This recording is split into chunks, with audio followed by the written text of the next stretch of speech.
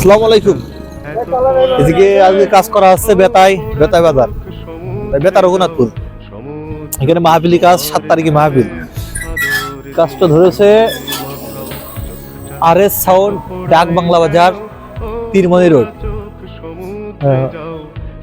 ডেকোরেশনও RS এ gate করা আছে, আগে 9 দিন আগে গেট করা আছে। শীতের মধ্যে খুব শীতের মধ্যে কাজ করছে আপনার মিস্ত্রি সাহেব। শীত লাগছে, খুব শীত লাগছে করছে। হ্যাঁ, তারপরে শীত মানে কাজ করলে শীত লাগে না, এটা সঠিক কথা।